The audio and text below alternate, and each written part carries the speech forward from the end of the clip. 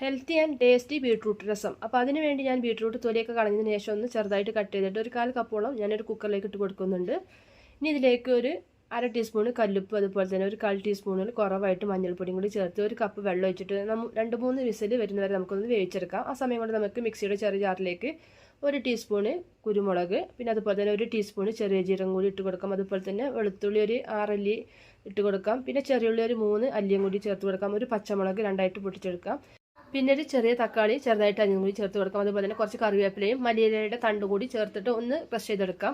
ഇനി നമ്മൾ രസം ഉണ്ടാക്കാൻ തുടങ്ങുകയാണ്. അപ്പോൾ ഞാനൊരു മൺപാത്രത്തിലാണ് ഉണ്ടാക്കുന്നത്. അതിലേക്ക് നമ്മൾ നേരത്തെ ക്രഷ് ചെയ്ത് വെച്ചിട്ടുള്ള ആ ചേരുവ ചേർത്ത് കൊടുക്കാം. അതിലേക്ക് ഒരു നെല്ലിക്ക സൈസ് വലുപ്പത്തിൽ പുളി പിഴിഞ്ഞതും കൂടി നമുക്ക് ഒഴിച്ച് കൊടുക്കാം. അതുപോലെ തന്നെ നമ്മൾ നേരത്തെ വേവിച്ച് വെച്ചിട്ടുള്ള ബീട്രൂട്ട് മിക്സിയിലിട്ട് ഒന്ന് അരച്ചെടുത്തിട്ടുള്ളതാണ്, അതും കൂടി ഒഴിച്ച് കൊടുക്കാം. പിന്നെ അതിലേക്ക് കായപ്പൊടി ഒരു 1/2 ടീസ്പൂൺ ചേർത്ത് കൊടുക്കാം. എന്നിട്ട് നമുക്ക് ഫ്ലെയിം ഓൺ ആക്കിയിട്ട് നമുക്കിതൊന്ന് തിളപ്പിച്ചെടുക്കാം. അപ്പോൾ ഒരുപാട് തിളച്ച് പോകേണ്ട ആവശ്യമില്ല. ഇനി ഇതിലേക്ക് നമുക്ക് താളിപ്പ് ഒഴിച്ചെടുക്കാം.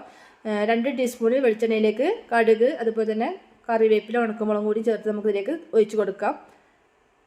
അപ്പോൾ നമ്മൾ നേരത്തെ വേവിച്ച് വെച്ചിട്ടുള്ള ബീട്രൂട്ട് വേവിച്ചിട്ടുള്ള വെള്ളം കൂടി ഇതിലേക്ക് ഒഴിച്ച് കൊടുത്തിട്ടുണ്ട്. ലാസ്റ്റായിട്ട് കുറച്ച് മല്ലിയില ചെറുതായിട്ട് അരിഞ്ഞതും കൂടി എടുത്തിട്ട് നമുക്ക് ഫ്ലെയിം ഓഫ് ആക്കാം കേട്ടോ. അപ്പോൾ അത്രയുള്ള നമ്മുടെ അടിപൊളിയായിട്ടുള്ള ടേസ്റ്റി ആയിട്ടുള്ള ഹെൽത്തി ബീട്രൂട്ട് രസം ഇവിടെ റെഡി ആയിട്ടുണ്ട്. അപ്പോൾ നമുക്ക് ചോറിൻ്റെ കൂടെ ഇത് മാത്രം മതി കേട്ടോ. അപ്പോൾ എല്ലാവരും ഒന്ന് ട്രൈ ചെയ്ത് നോക്കുക. അപ്പോൾ നിങ്ങൾക്ക് ഇഷ്ടപ്പെട്ടാൽ ഒന്ന് സപ്പോർട്ട് ചെയ്യാൻ മറക്കരുതേ.